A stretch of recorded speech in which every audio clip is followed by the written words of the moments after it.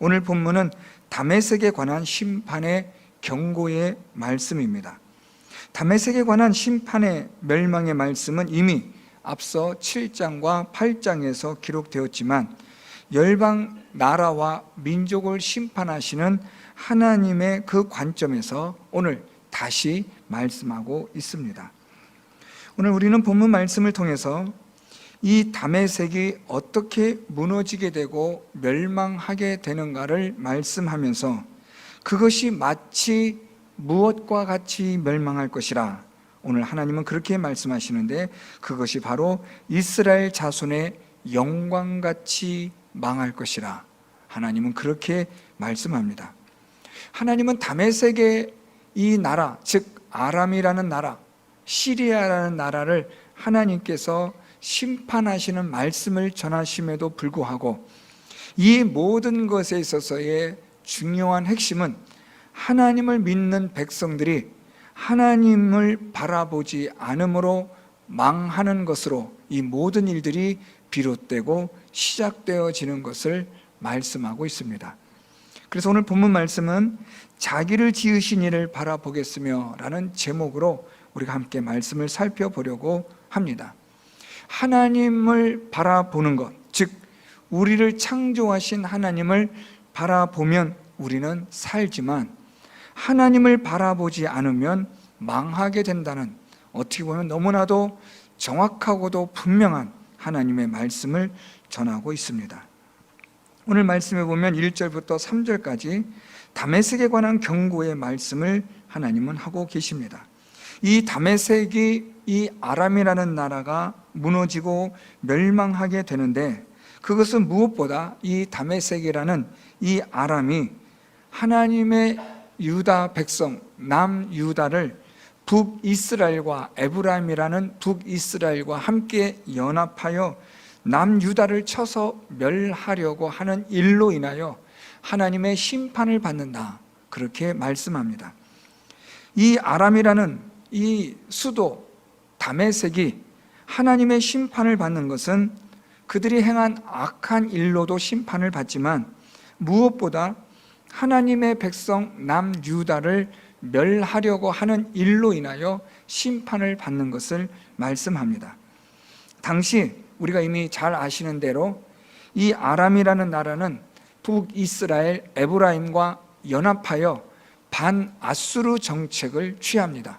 그래서 아수르라는 나라가 그들의 힘을 남진 정책으로 취하여 내려올 때 아람과 북이스라엘이 동맹을 맺어 반아수르 정책으로 아수르를 대적하려고 합니다. 그런데 문제는 이 남유다가 골치 아픈 겁니다. 남유다는 지금 북이스라엘 밑에 있는 나라로서 아람과 북이스라엘이 연합하여 이 아수르를 싸워 전쟁을 벌일 때 남유다가 뒤에서 공격을 하면 이 아람이나 북이스라엘은 아주 진퇴양난에 처하게 되기 때문에 남유다에게 우리가 함께 연합하여 아수르에 대하여 우리가 함께 동맹을 맺어 우리가 반아수르 정책을 취하자고 제의를 합니다.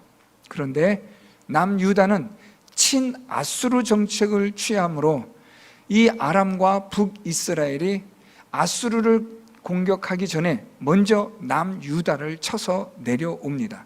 하나님은 이사야 선지자를 통해서 반아수르 동맹, 북이스라엘과 아람과의 동맹에 너희들은 연합하지 말라, 아수르도 의지하지 말고 또 반아수르 정책을 취하는 북이스라엘과 아람도 의지하지 말고 너희는 오직 하나님만 의지하라. 이것이 하나님이 주신 메시지였습니다. 이로 인한 하나님의 심판들이 시작이 되는데 먼저 아람에 관한, 다메섹에 관한 경고의 말씀이 시작이 됩니다. 하나님은 이 아람에 대해서 성읍을 이루지 못하고 무너진 무더기가 될 것이라 1절에 그렇게 말씀합니다. 그러면서 이들은 버림을 당하여 양무리를 치는 곳이 되는 황폐한 곳이 될 것이라 하나님은 그렇게 말씀합니다. 또한 이 아람이 멸절당하는데 이스라엘 자손의 영광같이 그들의 모든 영광이 멸절하여 무너질 것이라 그렇게 말씀합니다. 이스라엘 자손의 영광이 어떻길래 그들과 같이 될 것이냐? 4절에 보면 그날에 야곱의 영광이 쇠하고 그의 살찐 몸이 파리하게 될 것이라, 그렇게 말씀합니다. 야곱의 영광이 쇠한다, 살찐 몸이 파리하다, 이것을 조금 더 구체적으로 설명한 것이 5절과 6절 말씀입니다. 마치 추수하는 자가 곡식을 거두어 가지고 그의 손으로 이삭을 벤 것 같다라고 말씀합니다. 추수하는 자들이 곡식을 뱁니다. 이삭을 뱁니다. 그래서 다 거두어 버린 그런 들판, 그런데 거기에다가 르바임 골짜기에서 이삭을 주운 것 같으리라. 이삭을 다 베고 난 후에 그래도 떨어진 이삭들이 있습니다. 그런데 그 떨어진 이삭을 또 죽게 되어져서 이제는 아무것도 남아있지 않은 텅 빈 들판이 되어지는 것 같이 이스라엘의 야곱의 영광이 그러할 것이라, 그렇게 말씀합니다. 한번 추수를 하고, 보통 추수하고 나면 땅 바닥에 떨어진 그런 곡식들은 줍지 않습니다. 왜냐하면 가난한 자를 위해서, 고아와 과부를 위하여 거두지 않습니다. 그런데 하나님은 이 야곱을, 북이스라엘의 영광을 쇠하게 하고 파리하게 하시는데 추수한 자들의 그 추수한 들판 같게 하겠고, 또 거기에다가 떨어진 곡식마저 다 주워버린, 그래서 아무것도 남아있지 않은 그런 텅 빈 들판처럼 내가 야곱의 영광을 그렇게 쇠하게 파리하게 만들어버리겠다, 하나님이 말씀합니다. 6절에는 감람나무를 흔들 때 가장 높은 가지 꼭대기에 과일 2-3개가 남음 같겠고, 무성한 나무의 가장 먼 가지에 4-5개가 남음 같으리라. 아주 비참한 겁니다. 이제 그거는 그냥 먹지 않아도 될, 또는 먹을 수 없는 그런 과일들에 불과하다는 겁니다. 따려고 애를 쓰지 않아도 될 만큼의 그런 과일들, 그런 것들 같이 이스라엘이 그렇게 될 것이라. 이런 북이스라엘의 영광이 쇠하고 파리해지는데 아람이 마치 이와 같을 것이라, 하나님은 그렇게 경고하여 말씀하고 있습니다. 하나님께서 이렇게 이 이스라엘, 북이스라엘의 이 영광이 이렇게 쇠하여지는 그것에 대해서 하나님이 그 이유를 말씀하고 있습니다.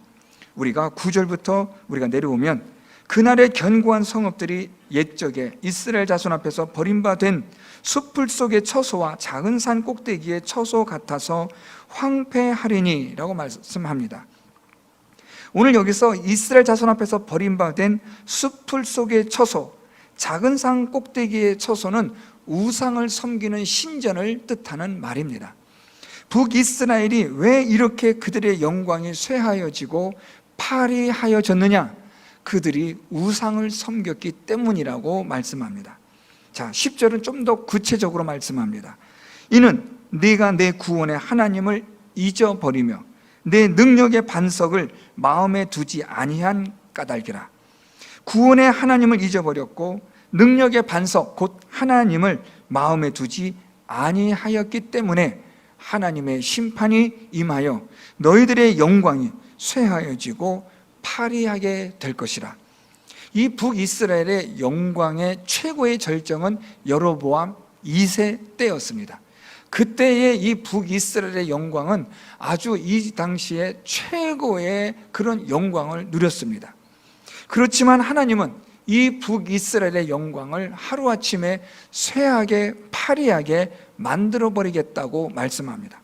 그리고 이 북이스라엘과 연합하고 동맹한 아람도 북이스라엘의 영광같이 하나님께서 그렇게 쇠하게 파리하게 만들어 버리겠다고 말씀합니다. 왜냐하면 우상을 섬김으로, 하나님을 잊어버림으로, 하나님을 마음에 두지 않음으로. 그래서 이 이스라엘 백성들은, 북이스라엘은 내가 기뻐하는 나무를 심으며 이방의 나무 가지도 이종하는도다 라고 말합니다. 아주 여기서 상징적으로 말씀하셨는데요, 네가 기뻐하는 나무를 심는다, 이것은 우상을 심는다는 겁니다. 우상을 심는데 이 우상이 뭐냐? 이방의 나뭇가지도 이종하여 심을 정도로 우상을 섬기는 일에 열심이었다는 겁니다. 이방의 나뭇가지를 이종하다, 이방의 다른 나라에 있는 나무를 이스라엘 땅으로 옮겨와서 심었다라는 말입니다. 즉 북이스라엘 사람들이 이방의 우상들을 북이스라엘 땅으로 가져와서 여기서 우상을 섬긴 일에 대한 하나님의 경고의 말씀입니다. 그렇게 하여 너희들은 구원의 하나님을 잊어버리고 능력의 하나님을 마음에 두지 않는 악을 행함으로 하나님이 너희의 영광을 쇠하게 파리하게 만들어버리겠다. 하나님은 그렇게 말씀합니다.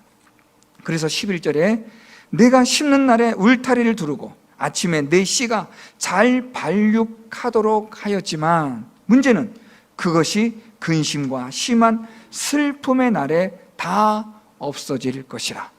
아무리 애를 써서 아무리 수고하여 너희들이 잘 그렇게 하였다 할지라도 울타리를 두르고 그 씨가 잘 발육하도록 애를 쓰고 정성을 기울였다 할지라도 하나님은 그것을 다 없어지게 만들어 버리겠다고 말씀하시는 겁니다. 이렇게 하여 이 북이스라엘의 영광이 쇠하여지고 파리하게 될 것이라. 또 북이스라엘의 이런 영광의 쇠함과 파리함은 북이스라엘과 함께한 아람도 같은 신세가 될 것이라고 하나님은 말씀하십니다. 이런 가운데서 하나님이 심판의 메시지 속에 여전히 구원의 메시지를 전하고 있습니다. 그것이 바로 7절과 8절입니다. 이런 하나님의 심판이 임하는 가운데서 7절 그날에 사람이 자기를 지으신 이를 바라보겠으며 그의 눈이 이스라엘의 거룩하신 이를 뵙겠고 라고 말합니다. 하나님의 심판이 임하고 나서야 비로소 자기를 지으신 하나님께 주목하게 될 것이라. 하나님의 이 심판으로 인하여 멸망에 이르게 된 이 가운데서 자기를 지으신 이를 바라볼 때에 하나님의 구원이 임할 것을 말씀하는 겁니다. 그의 눈이 이스라엘의 거룩하신 이를 뵙겠고, 이 말은 결국 하나님을 믿는 믿음을 갖는 것을 말하고 있습니다. 자기를 지으신 이를 바라본다, 또한 거룩하신 이를 뵙겠다라는 말은 하나님을 믿는 믿음을 표현한 것입니다. 하나님의 심판으로 다시 이들이 회개하여 하나님을 바라보고 하나님을 주목하게 되고 하나님의 그 거룩하신 일을 배울 수 있는 그런 날이 있게 되면 너희들은 구원을 받게 될 것이라는 말입니다.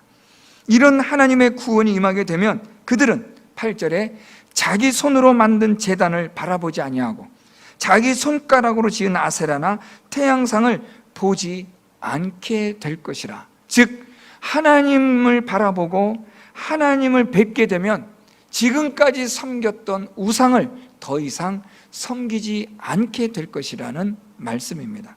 오늘 하나님의 이 말씀은 지금 아람에 대한 심판의 말씀이면서 북이스라엘에 관한 경고의 말씀입니다. 지금이라도 자기를 지으신 이를 바라보라. 지금이라도 이스라엘의 하나님, 거룩하신 하나님을 볼 수 있도록 하라는 경고의 말씀입니다. 그렇지 않으면 너희는 너희의 영광이 쇠하여지고 파리하여지고 너희들이 수고하고 애쓴 모든 것들이 다 없어질 것이라. 오늘 이것이 하나님이 주시는 경고의 말씀입니다. 사랑하는 성도 여러분, 오늘 우리가 무엇을 바라보느냐, 무엇을 주목하느냐, 이것은 너무나 중요한 일입니다. 세상을 바라보고 세상의 우상을 주목하게 되면 우리의 영광, 하나님 주신 은혜와 복은 쇠하여지고 파리하게 되고 다 없어지고 말 것입니다. 우리가 하나님의 은혜와 복을 받으려면 하나님을 바라봐야 합니다. 하나님을 주목하셔야 합니다. 하나님을 배울 수 있는 자가 되도록 오늘도 하나님 앞에 나아가는 성도 여러분들이 될 수 있기를 바랍니다. 우리가 지금 이 시대, 우상이 만연한 시대이고 많은 사람들이 이 세상의 신을 따라 살아가고 있는 시대를 살고 있습니다. 모든 사람들이 이 돈의 신을 따라가고 재물의 신, 쾌락의 신을 따라가고 정욕의 신을 따라가고 있는 이 때에 오늘 하나님은 우리에게 주시는 말씀은 자기를 지으신 이를 바라보라. 우리의 창조주 하나님을 주목하라는 말씀입니다. 왜냐하면 그래야 우리가 살 수 있다는 말입니다. 제가 아까 당회하면서도 우리 장로님께도 말씀드렸지만 여러분, 지금 이 시대는 교회의 부흥의 시대를 논할 수 없는 시대가 되었습니다.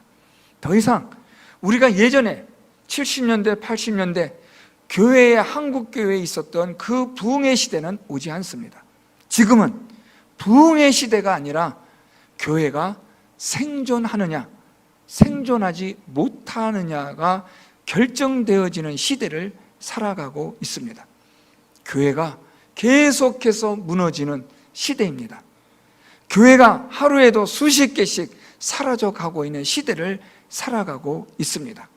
더 이상 우리는 부흥을 노래할 수가 없고 이제는 무엇을 우리가 소망하고 있느냐? 사느냐 죽느냐, 이것이 문제가 된 시대를 살아가고 있는 겁니다. 생존의 문제입니다. 교회가 살아남아야 합니다. 이제는 얼마만큼 부흥하느냐, 얼마만큼 많은 성도들이 모이느냐, 이 문제가 아니라 교회가 교회로서의 사명을 감당할 수 있는 교회로서 살아남느냐, 그렇지 못하느냐가 결정이 되는 겁니다. 미국의 유명한 교회들이 문을 닫습니다. 화려했던 과거의 영광을 뒤로하고 단돈 1달러에 팔려버리는 웃기지도 않는 일들이 미국 땅에서 이미 오래전부터 일어나고 있었습니다. 이제 한국에도 그런 일들이 닥쳐오고 있습니다.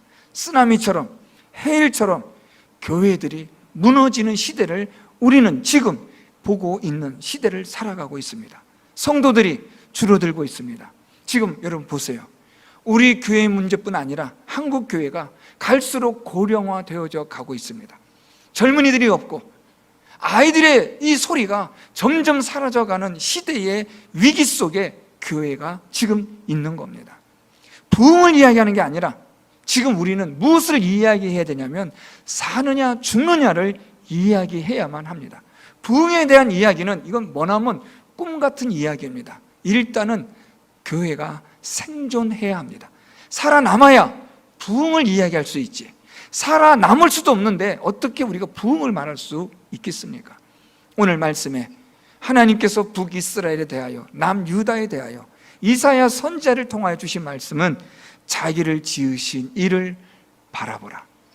거룩하신 하나님, 그분을 배울 수 있도록 하라고 경고하고 있습니다. 그렇지 않으면 모든 영광들이 쇠하여지고 파리하여지고 없어질 것이라. 사랑하는 성도 여러분, 이제는 우리의 믿음이 사느냐 죽느냐를 결정짓는 중요한 시간이 되어 가고 있습니다. 진짜냐 가짜냐가 정말 중요한 시대를 살고 있습니다. 내 믿음, 여러분의 믿음 이제 검증하시고 진짜 믿음이 되고 살아있는 믿음인지를 확인하셔서 주님 다시 오실 때 우리가 등불을 켜고 맞이할 수 있는 슬기롭고 지혜로운 처녀와 같은 그런 교회가 되어야 하고 성도들이 되어야 할 것입니다. 그러기 위해서 오늘 말씀처럼 자기를 지으신 이를 바라봐야 합니다. 하나님을 바라보시고 하나님을 주목하시고 이 세상의 많은 우상들을 더 이상 우리가 보지 말아야 합니다. 오늘 말씀의 8절에 자기 손으로 만든 제단을 바라보지 아니하며 자기 손가락으로 지은 아세라나 태양상을 보지 않아야 한다는 겁니다. 하나님을 바라보게 되면, 하나님을 주목하게 되면 우리는 이 세상의 우상을 바라보지 않을 수 있습니다. 그러나 세상의 우상을 바라보게 되면 오늘 북이스라엘이 망하는 것처럼 구원의 하나님을 잊어버리게 되고 능력의 하나님을 우리 마음에 두지 않는 자가 되고 만다는 겁니다. 그러므로 우리가 이제는 하나님께 주목해야 합니다. 하나님 말씀을 들고 하나님을 바라봐야 하고 거룩하신 하나님을 배울 수 있도록 힘써야만 하는 시대가 되었습니다. 사랑하는 성도 여러분, 세상의 우상 더 이상 바라보지 마시고 얼마 있지 않으면 다 사라져버릴 것들에 마음 빼앗기지 마시고 이제는 오직 하나님만 바라보고 거룩하신 하나님을 배우기 위하여 오늘도 하나님의 말씀으로 우리 자신의 믿음을 돌아보며 하나님 앞에 나아가기를 힘쓰는 성도 여러분들이 될 수 있기를 바랍니다. 오늘도 사단은 우리의 구원의 하나님, 생명의 하나님을 잊어버리게 하려고 세상의 우상들로 우리를 유혹합니다. 우리 마음에 하나님을 두지 못하도록 하려고 우리 마음을 분주하게 빼앗고 있습니다. 결국 빼앗느냐 뺏기느냐, 사느냐 죽느냐, 심각한 기로에 우리가 서 있다는 것 기억하시고 오늘 말씀처럼 자기를 지으신 이를 바라보며 거룩하신 하나님을 배우는 일에 힘을 다하는 우리 모든 성도 여러분 다 되시고 주님의 교회의 거룩한 공동체가 될 수 있기를 예수 그리스도의 이름으로 축원드립니다.